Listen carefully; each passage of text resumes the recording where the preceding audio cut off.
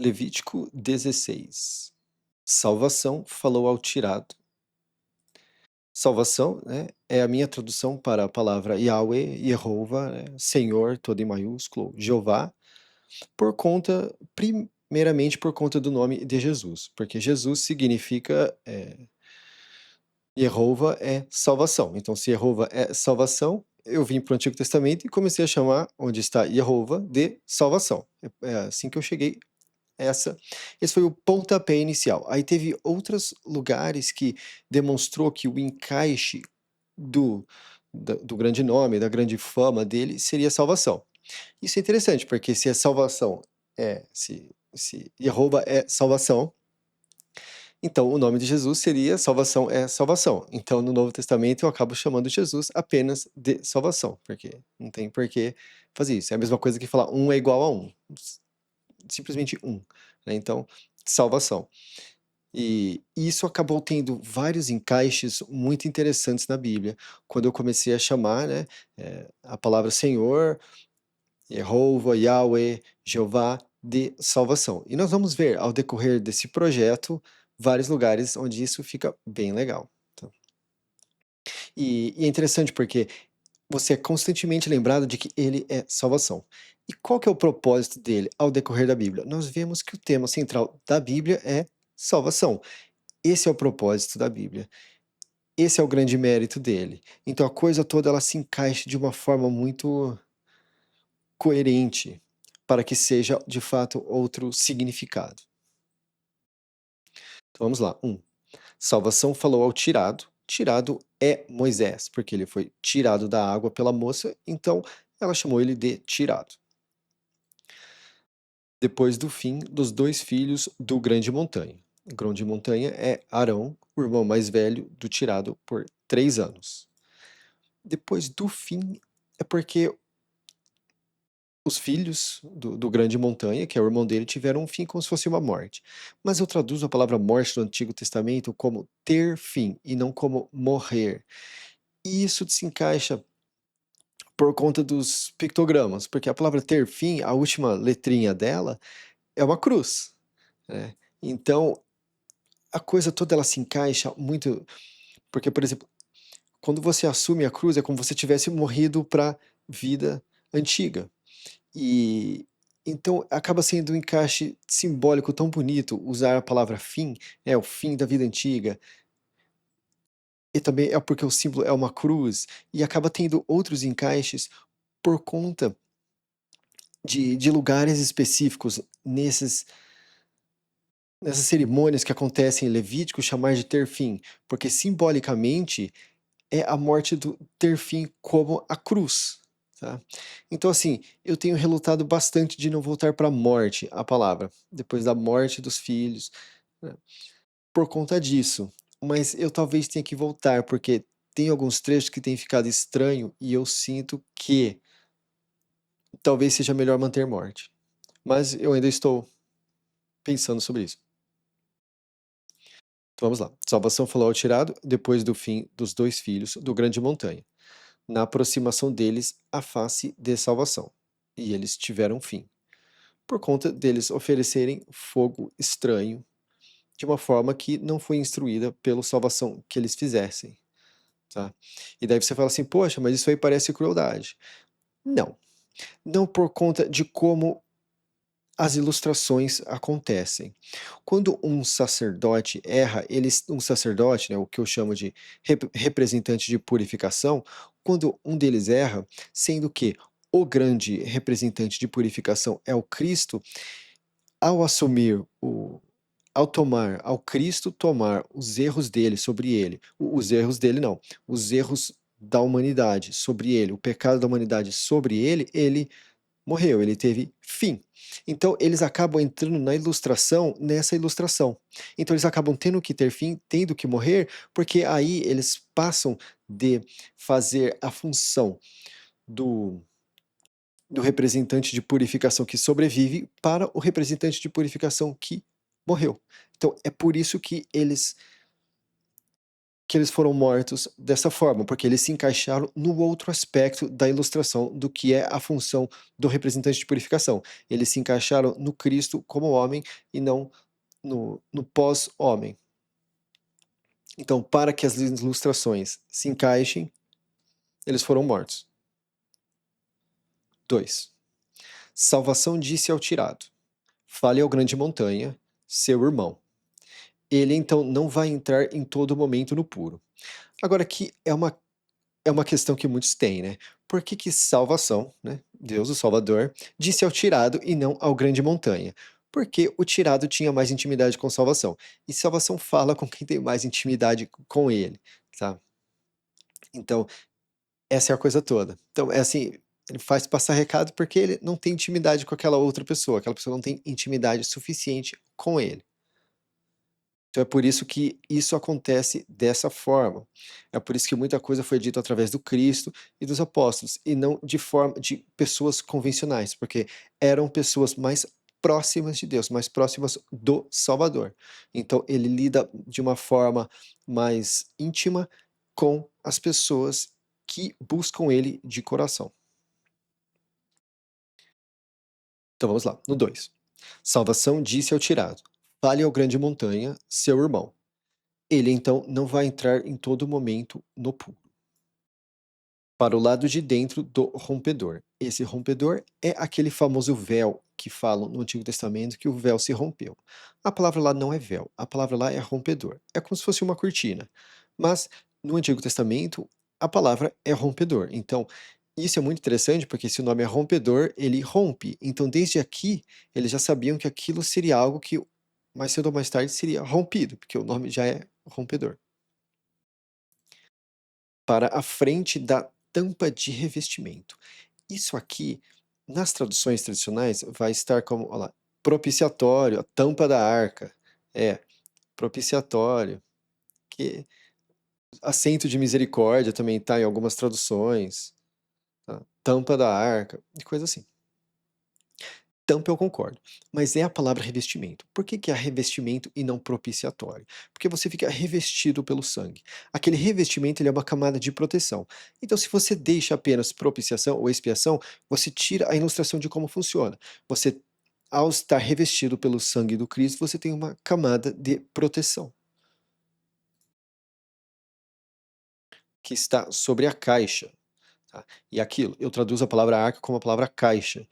Ela tem uma dimensão de uma caixa, tá? Nós vimos isso há alguns episódios, que a dimensão dela é a dimensão de uma caixa, e ela é usada como caixa.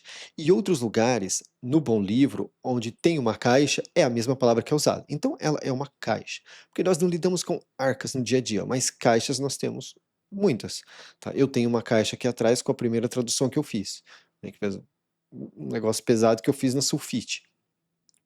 Então, né, é para ter noção. E essa não é a mesma palavra que é usada para a arca no sentido de arca de Noé. Então aqui eles usam arca e na arca de Noé eles também usam arca, mas são duas palavras diferentes. Essa caixa aqui é a mesma palavra caixa que é usada para quando eles colocam os ossos de José numa caixa para levar do Egito. A palavra que é usada na arca de Noé é a palavra caixão. É a mesma palavra que é usada quando Moisés é colocado na água e, né, a moça encontra e tira ele, que eu chamo que tira ele do caixão, por conta de toda a dinâmica de como aquilo funciona. O que dá-se a entender é que Moisés, ele não estava sendo ele estava sendo sepultado quando a moça encontrou ele. E isso encaixa também no fato de que ele se chama tirado, porque no fim dos dias as pessoas são tiradas dos caixões. E a arca de Noé era o caixão de Noé, tá? O caixão do repouso. Eu chamo Noé de repouso. Então, essa é a história da palavra caixa. Ela não tem conexão. A palavra arca, de arca de Noé, não tem conexão com a mesma palavra arca que eles transportam no deserto com o testemunho. Nas escrituras, elas são diferentes. A palavra arca, que é usada para a arca do deserto, ela se encaixa com a palavra arca, que é usada para transportar os ossos de José. E a palavra arca de Noé é, na verdade, a palavra caixão, que se conecta ao caixão do tirado Moisés, de quando ele era um bebezinho e a moça tirou ele da água. Então, nas traduções tradicionais, isso é uma grande inconsistência que retira da especificidade do texto. Então vamos lá, de novo, 2. Salvação disse ao tirado: fale ao grande montanha, seu irmão. Ele então não vai entrar em todo momento no puro, para o lado de dentro do rompedor, para a frente da tampa de revestimento que está sobre a caixa, para que ele não tenha fim, porque eu vou ser visto na nuvem sobre a tampa de revestimento. Com isso, o grande montanha vai entrar no puro, com um bezerro, filho bovino para o erro e um carneiro para a ascensão. E aqui, essa palavra puro, ela é a palavra santo. Tá? Quando nós vemos santo dos santos, puro dos puros, quando quando os apóstolos se referem a pessoas que estão na busca da pureza, que eles chamam elas de santos, os santos de tal cidade, os santos de outra cidade aqui, são pessoas que buscam a pureza, as pessoas que estão puras e buscando a pureza. E é esse o propósito da Bíblia, te ensinar a estar puro para que salvação venha e tenha comunhão no seu coração. E então isso aqui tem uma outra conexão. Para o verdadeiro, esse grande montanha, ele é uma ilustração de do Cristo nesse aspecto da coisa.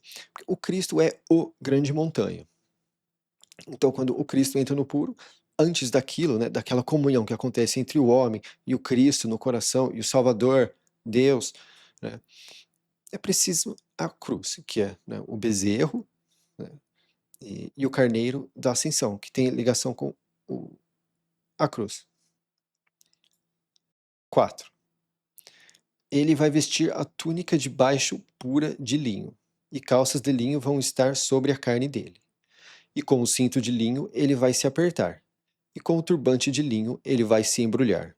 Eles são trajes puros. Ele vai banhar a carne dele na água e vai vestir eles.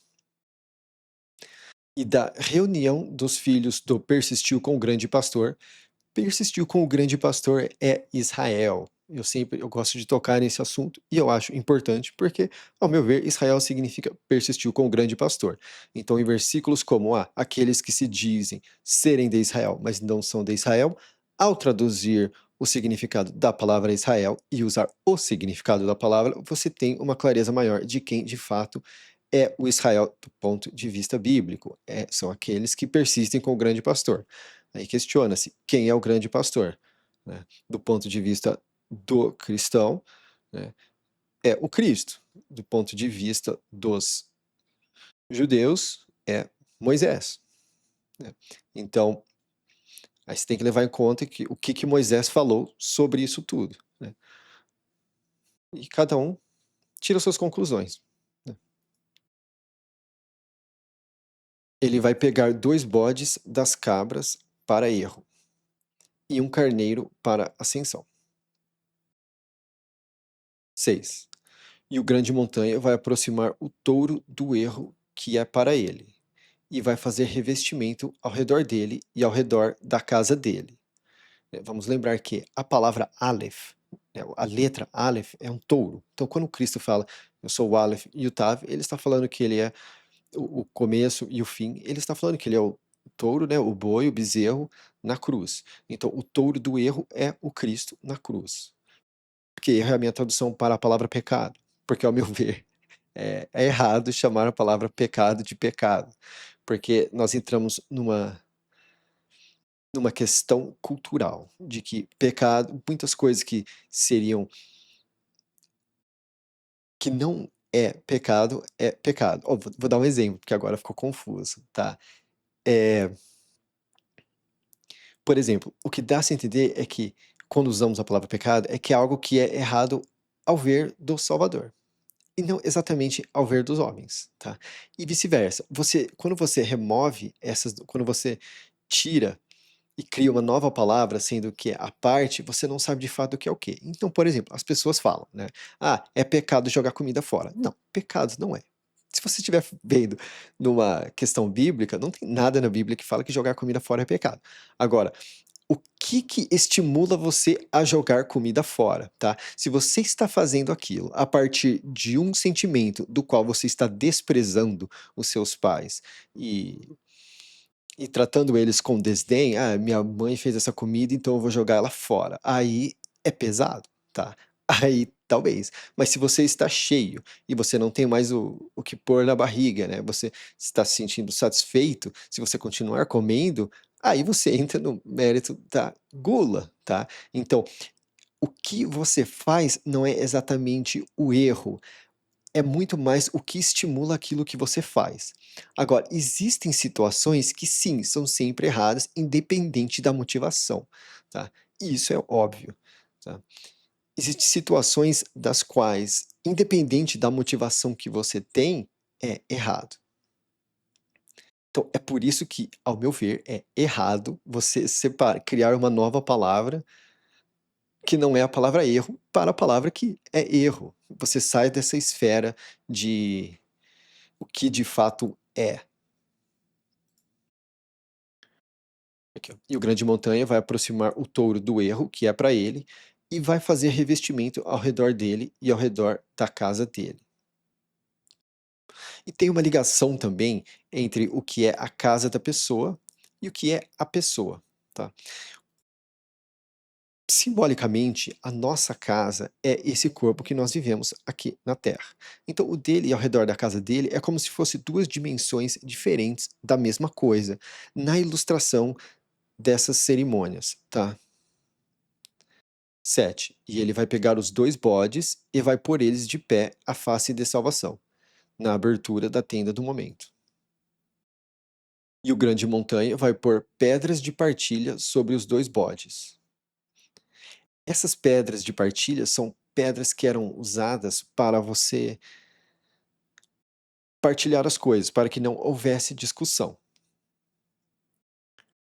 Uma pedra de partilha para a salvação e uma pedra de partilha para o bode do sumiço. Melhor ser mais específico. Sobre pedras de partilha. É como se fosse um sorteio, são pedras de sorteio, são coisas que são usadas para sortear. Bode do sumiço. É. O bode do sumiço é o bode que é liberado depois no sertão. E a palavra sertão, ela também. Nossa, eu tô lutando para não chamar de lugar de condução. Porque não importa que era um sertão, tá? O que importa é que era um lugar onde a pessoa é conduzida. Porque a partir do momento que você é salvo assim, você tem que buscar o lugar de condução. E no lugar de condução que você está, você busca o grande pastor, que é Jesus. Então, você passa a viver uma vida da qual você é guiado por Jesus.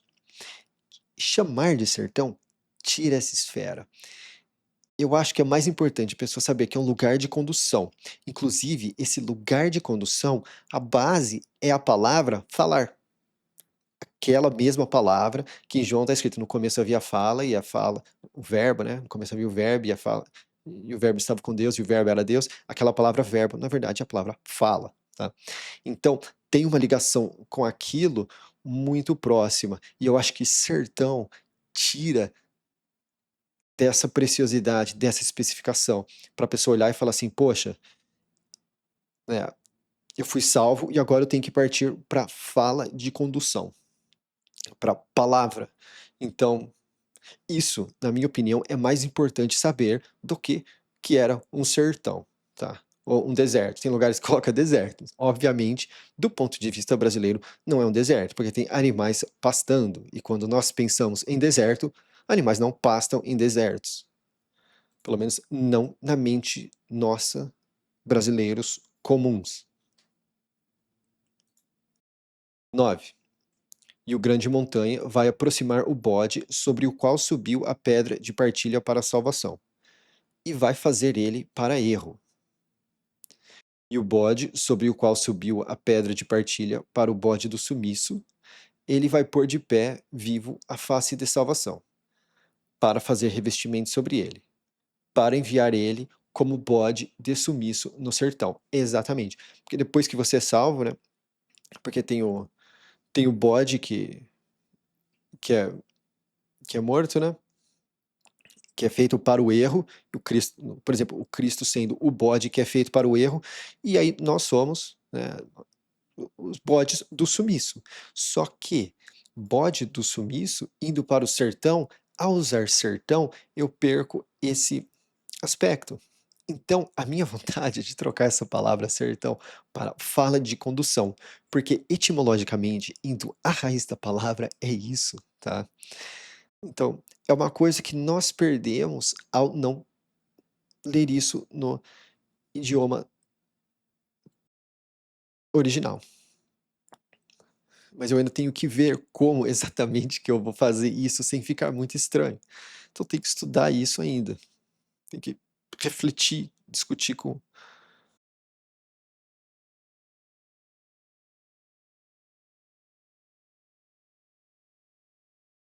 E o grande montanha vai aproximar o touro do erro que é para ele, e vai fazer revestimento ao redor dele e ao redor da casa dele, e ele vai degolar o touro do erro que é para ele.